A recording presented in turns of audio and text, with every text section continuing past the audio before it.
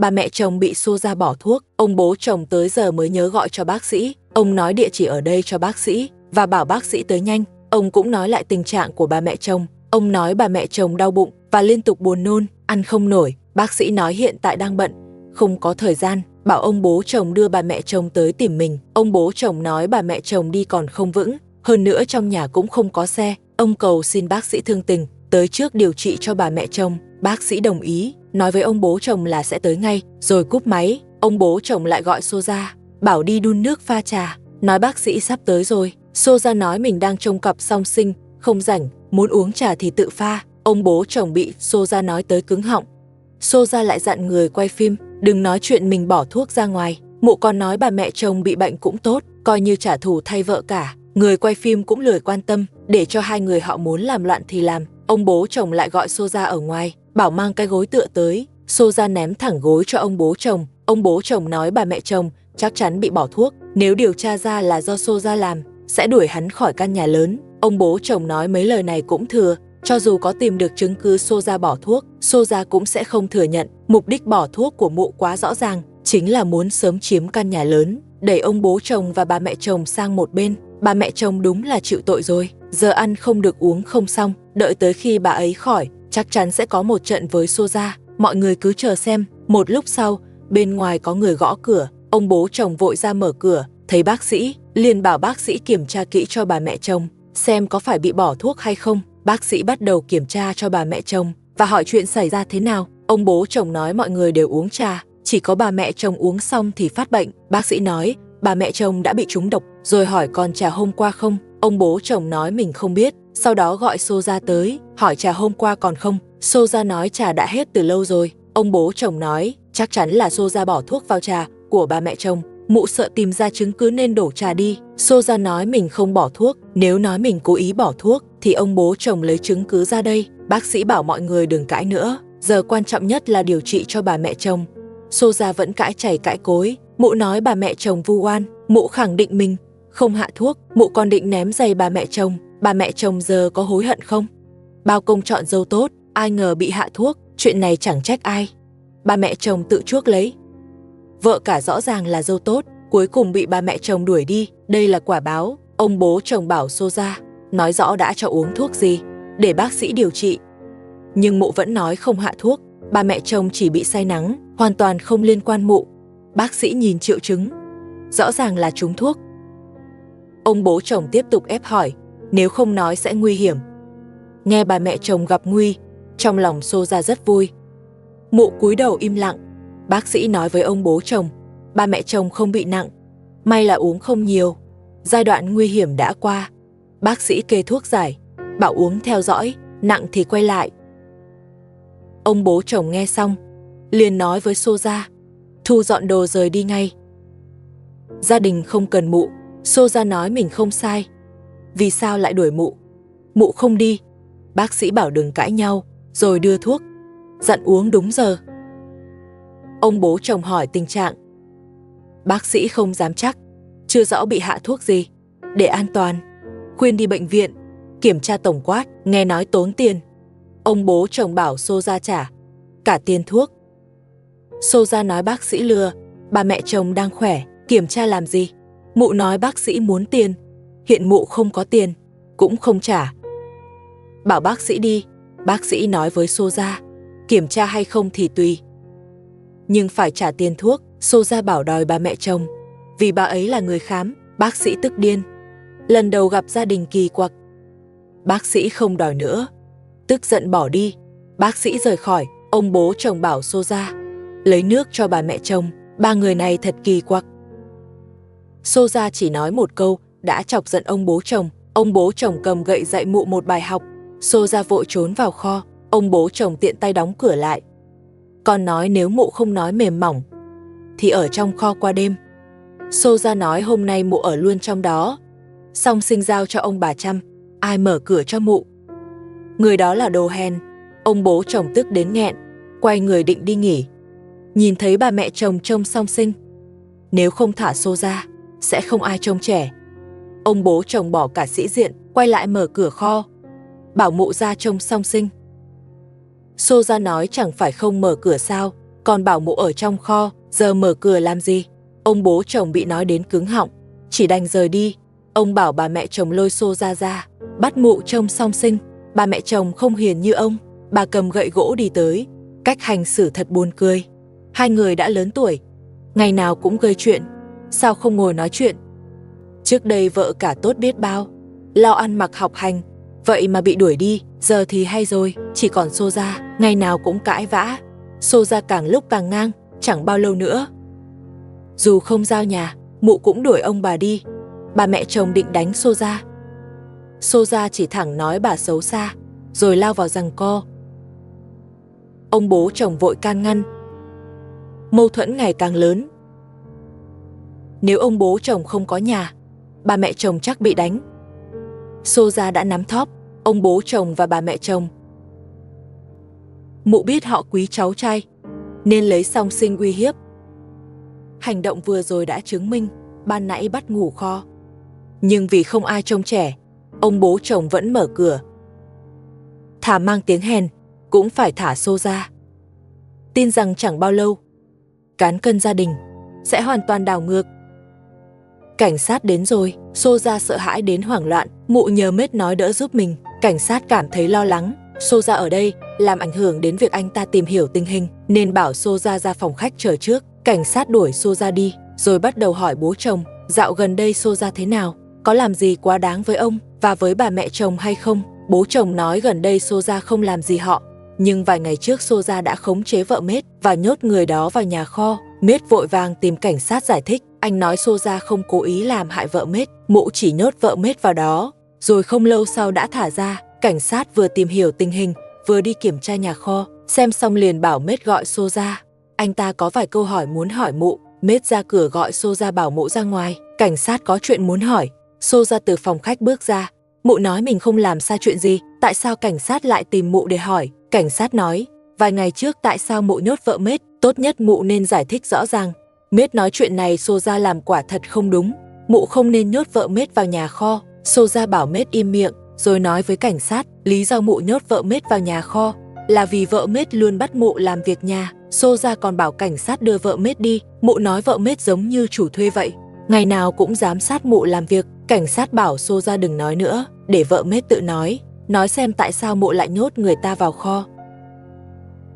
Xô ra không cho vợ Mết nói, mụ nói việc mụ nhốt vợ Mết vào nhà kho chỉ là đùa giỡn. Cảnh sát nói, có ai đem người nhốt vào kho mà gọi là đùa không? Mết lo xô ra bị trừng phạt, liền nói với cảnh sát, họ đều là vợ của tôi, hai người chỉ vì chuyện nhỏ mà cãi nhau, cuối cùng cũng đã làm hòa.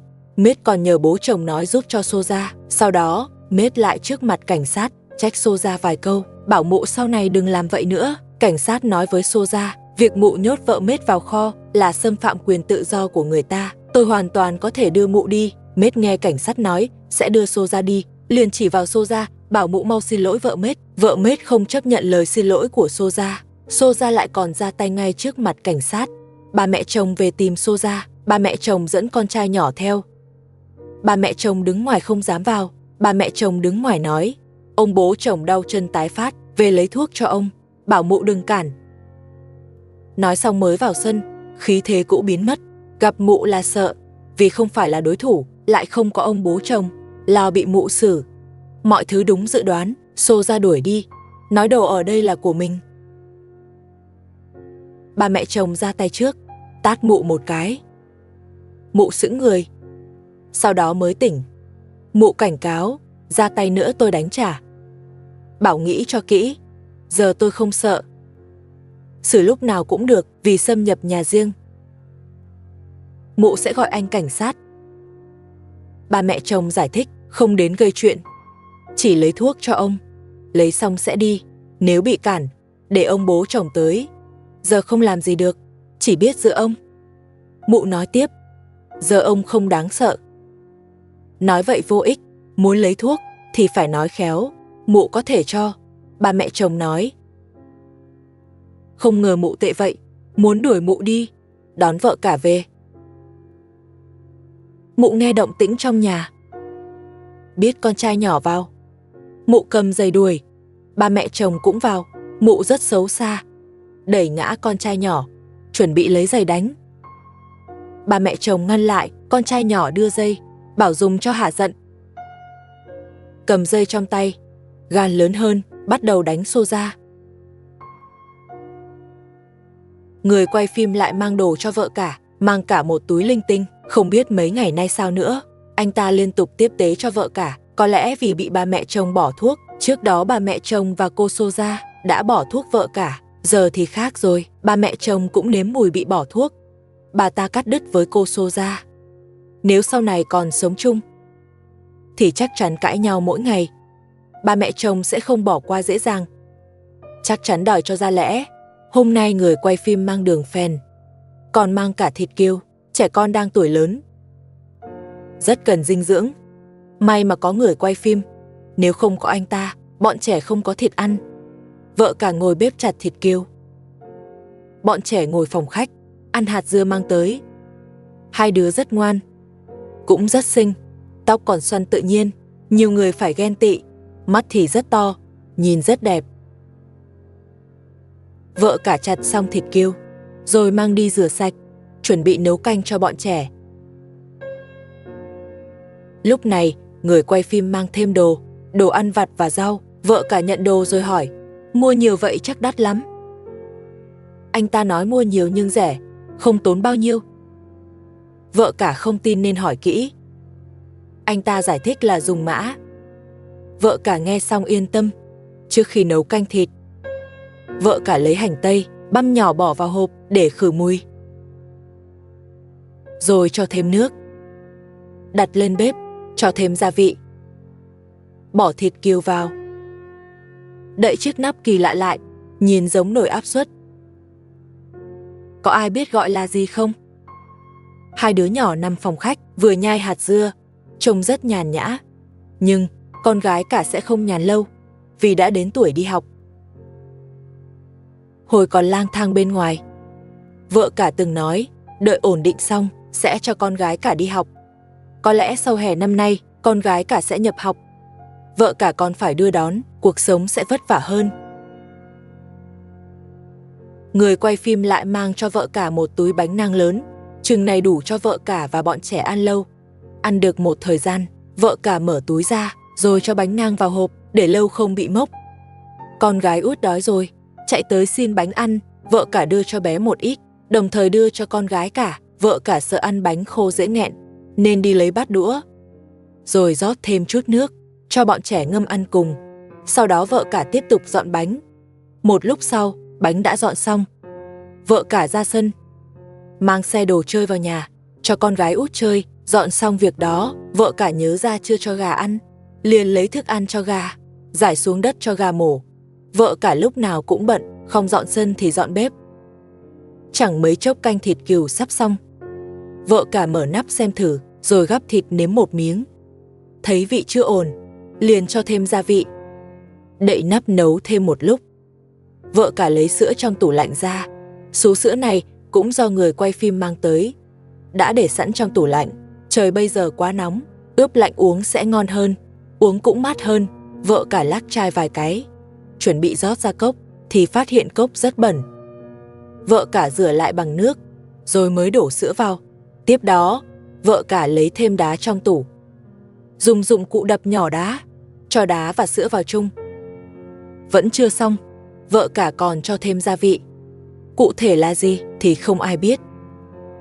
Để gia vị và sữa hòa đều, vợ cả lắc cốc liên tục, uống sữa mà cũng vất vả, cứ như pha cốc tay. May là sau một hồi, cuối cùng sữa cũng xong. Đúng lúc canh thịt cừu chín, vợ cả dọn bàn ăn, múc canh thịt cừu ra, rồi mang thêm bánh nang, dùng bánh chấm canh ăn.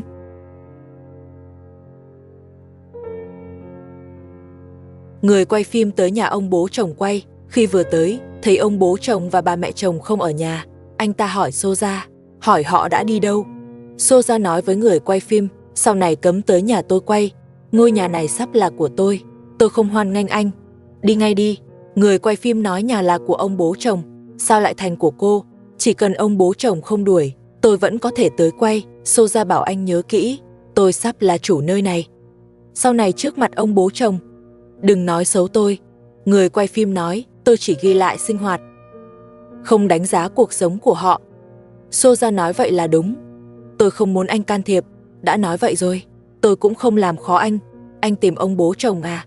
Họ đều không ở nhà, ông bố chồng đưa bà mẹ chồng đi khám, muốn tìm thì tới bệnh viện. Soja còn dặn thêm, sau này họ không ở nhà, anh cũng đừng tới làm phiền tôi. Người quay phim còn muốn hỏi bệnh viện nào, thì bị Soja đuổi ra ngoài, còn đóng cửa lại. Người quay phim đành rời đi chưa được xa, thì gặp ông bố chồng và bà mẹ chồng. Người quay phim tới chào hỏi, rồi hỏi họ đi đâu. Ông bố chồng nói, ông lo bệnh của bà mẹ chồng, nên đưa đi kiểm tra. Còn mua nhiều thuốc, may là khám kịp thời, không thì phải nhập viện. Ông bố chồng đưa giấy cho xem. Ông nói, bà mẹ chồng tiêu hết tiền dưỡng già Abu gửi, giờ thì không sao nữa, nhưng tiền thì hết rồi. Người quay phim khuyên ông nghĩ thoáng, chỉ cần khỏe mạnh, tiền có thể kiếm lại. Ông bố chồng hỏi, anh có thấy vợ cả không? Nếu thấy thì ông sẽ đuổi Soja đi, rồi đón vợ cả về, sống cùng vợ cả, để vợ cả không phải lang thang. Người quay phim nghe ông nói vậy. Anh nói mình không thấy vợ cả, anh không giúp được. Ông bố chồng xin số điện thoại, ông muốn gọi cho Abu, bảo Abu gửi tiền về, nhờ người quay phim bấm số, nhưng vẫn không liên lạc được. Ông bố chồng lại hỏi, sao số Abu không gọi được? Người quay phim nói không biết.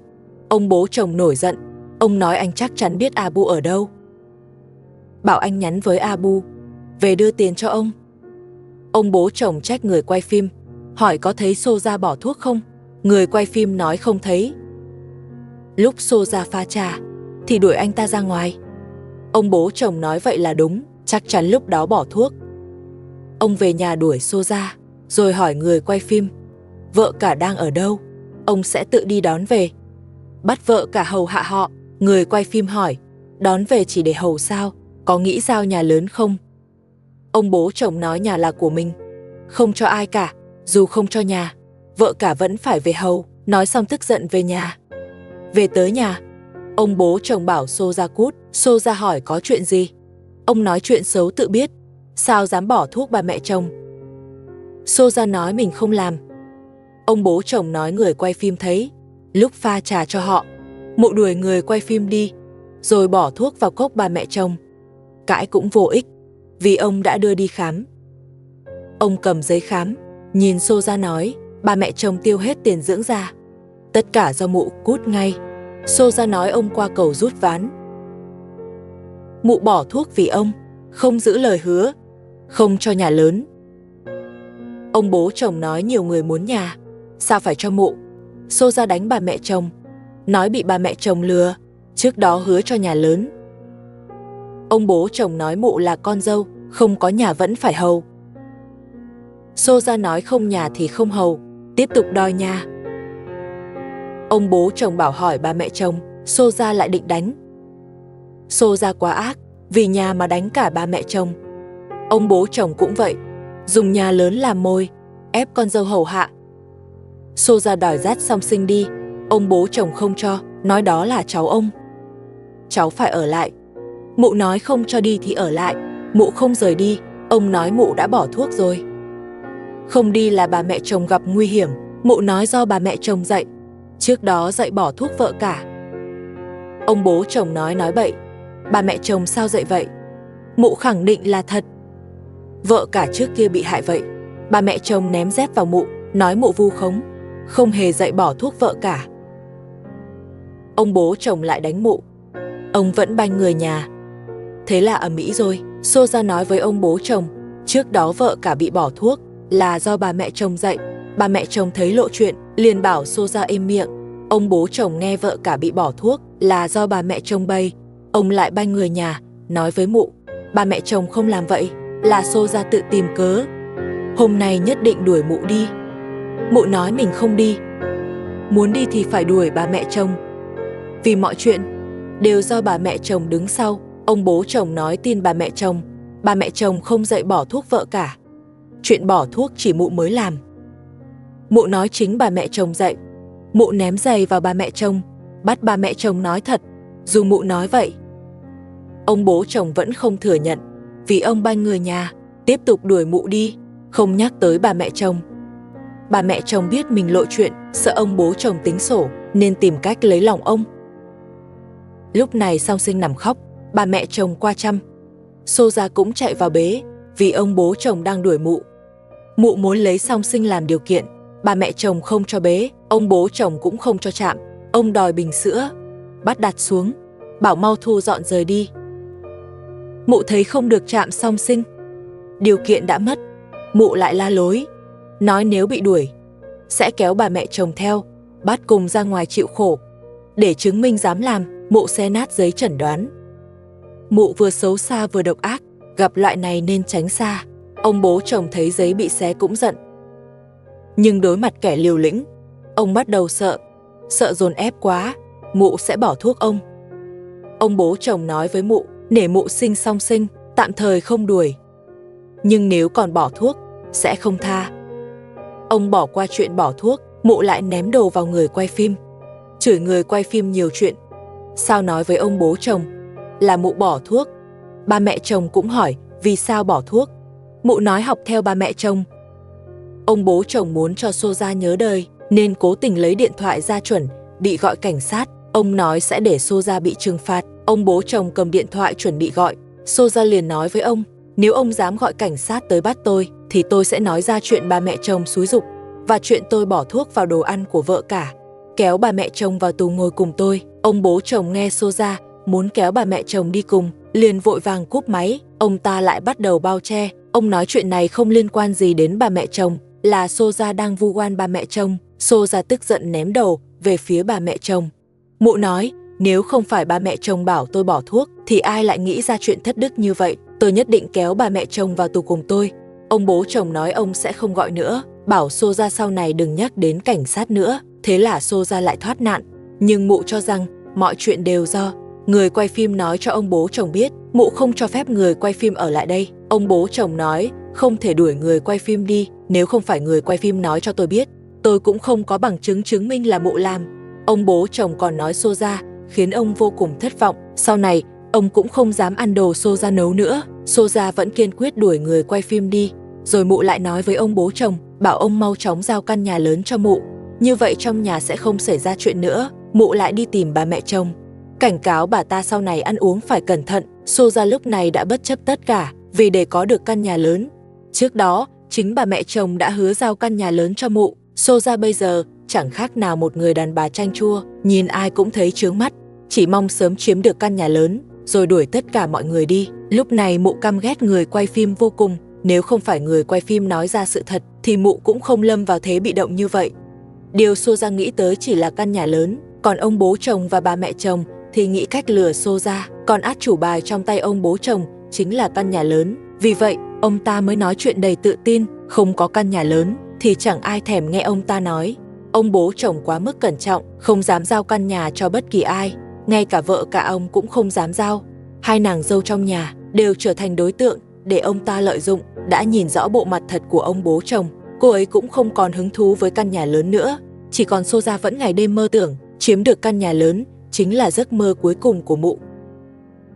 Ông bố chồng nói với Xô Gia, nếu không vì mụ sinh song thai cho Abu thì lần này đã tống mụ vào tù rồi. Kế hoạch chiếm nhà lớn của Xô Gia thất bại. Mụ đổ hết lỗi cho người quay phim. Mụ nói người quay phim phá hỏng chuyện tốt của mụ. Mụ hận người quay phim, không cho người quay phim tiếp tục quay. Mụ đuổi người quay phim rời khỏi đây. Ông bố chồng nói Xô Gia không có quyền đuổi và nói mình mới là chủ nhà, còn Xô Gia thì không. Xô Gia không nghe lời ông bố chồng. Mụ sợ người quay phim ở lại sẽ lại phá hỏng kế hoạch của mụ. Mụ mở cửa lớn ép người quay phim đi. Xô Gia hận người quay phim đến cực điểm. Mụ thấy có người quay phim ở đây thì khó mà chiếm được nhà lớn. Ông bố chồng thì nghĩ ngược lại. Ông muốn người quay phim tiếp tục ở lại vì tuổi đã cao, không thể ngày nào cũng canh Xô Gia. Người quay phim có thể làm chứng. Dù sau này Xô Gia có mưu đồ xấu, người quay phim cũng đứng ra nói rõ, không chiếm được nhà lớn. Xô Gia tủi thân bật khóc. Đó là do mụ tự chuốc lấy, ai bảo mụ ra tay quá độc. Ông bố chồng lại cảnh cáo, sau này đừng mơ đến nhà lớn nữa. Chỉ cần ông còn sống, nhà lớn không cho bất kỳ ai. Đến giờ bà mẹ chồng uống thuốc, bà bận trông Song Sinh không rót nước, đành nhờ ông bố chồng. Xô Gia nghe bà mẹ chồng khát nước, mụ xung phong đi rót. Ông bố chồng nói thả khát chết. cũng không uống nước mụ rót. Rõ ràng ông đã bị ám ảnh. Sợ Xô Gia lại bỏ thuốc. Xô Gia nghe vậy liền nói, không cho rót nước thì khỏi nấu cơm, sau này ăn sẵn luôn. Ông bố chồng bảo mụ mơ đẹp thật, ai nấu thì người đó ăn. Nói xong đi rót nước cho bà mẹ chồng. Vừa mang nước tới, Song Sinh lại khóc ầm lên. Bà mẹ chồng bế con, nói xong thai đói rồi, bảo ông bố chồng gọi Xô Gia vào cho ăn. Ông bố chồng nói không tự cho ăn được à? Quên mụ từng bỏ thuốc sao? Không sợ mụ lại dở cho à? Bà mẹ chồng không đáp, chỉ uống thuốc của mình. Bà mẹ chồng quá lời, pha sữa cho con, cũng không muốn động tay. Uống thuốc xong liền gọi Xô Gia, bảo mụ vào chăm Song Sinh. Nhà này vẫn chưa thể thiếu Xô Gia. Giữ mụ lại, sẽ còn nhiều chuyện nữa xảy ra. Vì Xô Gia chưa đạt mục đích, mụ sẽ không bỏ cuộc. Nhà lớn vẫn là thứ mụ nhắm tới.